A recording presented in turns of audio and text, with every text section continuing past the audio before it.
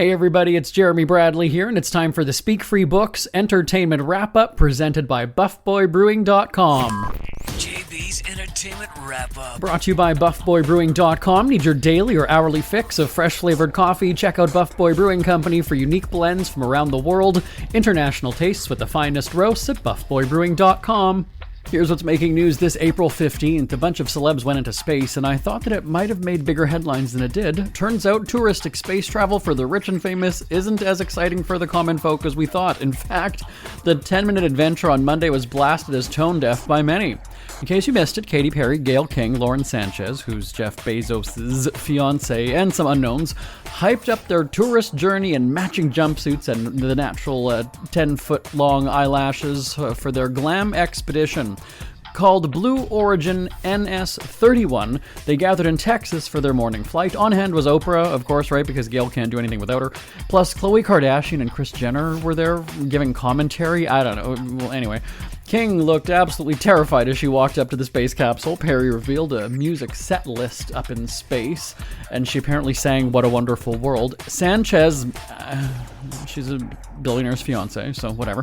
Perry said, I don't have any time to be nervous. I ain't got time to be worried. I'm going to feel something when they go 10, 9, 8, 7, but until then, we've got stuff to do. We've got business to handle.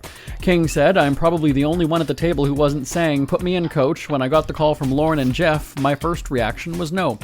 Oprah was seen in tears, apparently also scared for King's space travel. She said, it goes beyond this moment of just going up in space. I think this will be an everlasting experience. Gayle has been there for me for hundreds of events. I can't even remember them, but none of us will ever forget this day. What's also interesting is that it was hush-hush about who paid for this flight and how much. Not everybody paid. We're assuming the lesser knowns probably had to pay their own way, right? As for how the space travel was mocked and questioned by other celebs, let's take a look at their reactions. Meghan McCain said, Katy Perry and Gayle King being launched into space while publicly saying they are bringing the ass back in astronauts and makeup glam is important for the mission is some kind of Black Mirror parody, and you can't convince me otherwise. Olivia Wilde said, $1 billion bought some good memes, I guess. Emily Ratajkowski questioned the adventure, saying, you're going up in a spaceship that is built and paid for by a company that's single-handedly destroying the planet. Look at the state of the world. Think about how many resources went into putting these women into space. For what? What was the marketing there? Disgusting. Remember, Blue Origin is owned by Amazon's Jeff Bezos.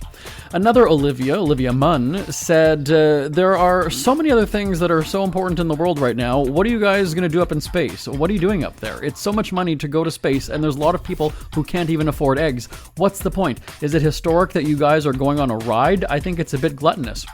Regular folks joked, space experts and experienced astronauts Kris Jenner and Khloe Kardashian speaking at Katy Perry's rocket launch. Yeah, it was widely mocked. Now, something else that was mocked, a viral moment from the day after the space flight, Bezos did a faceplant as he approached the spacecraft when it landed. He was walking around the vessel, peering through the windows when he hit a small ditch, lost his balance, and went down.